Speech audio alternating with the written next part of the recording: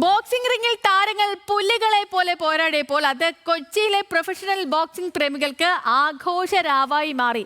രാജ്യത്തെ professional boxing ആരാധകർ മാസങ്ങളായി കാത്തിരുന്ന ഹരിയാനയിൽ നിന്നുള്ള അക്ഷയ് ചഹാലും രോഹിത്തും തമ്മിലുള്ള മത്സരം സൂപ്പർ ലൈറ്റ് എക്സിബിഷൻ വിഭാഗത്തിൽ നടന്നു.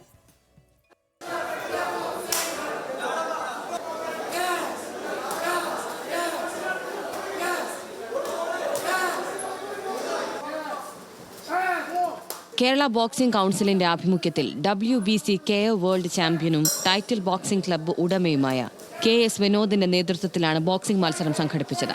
കൊച്ചിയിൽ സംഘടിപ്പിച്ച ടൈറ്റിൽ പ്രോ ബോക്സിംഗ് സീരീസ് 1 മത്സരത്തിൽ കേരളത്തിന്റെ വിവിധ ഇടങ്ങളിൽ നിന്നും നിരവധി തെരഞ്ഞെടുക്കപ്പെട്ട 14 പ്രൊഫഷണൽ ബോക്സിംഗ് താരങ്ങളാണ് പോരാടിയത്.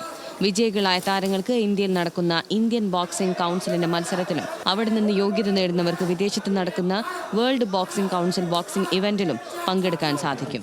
അക്ഷയ് ചാഹലും രോഹിത്തും തമ്മിലുള്ള പോരാട്ടം സമനിലയിൽ പിരിഞ്ഞു. സൂപ്പർ ലൈറ്റ് എക്സിബിഷൻ വിഭാഗത്തിൽ ഇങ്ങനെയൊരു മത്സരം കേരളത്തിൽ നടത്താൻ കഴിഞ്ഞത് ഏറെ അഭിമാനകരമാണെന്ന് Indian boxing council CEO Vivek Raja പറഞ്ഞു. ന്യൂസ് മലയാളം, കൊച്ചി.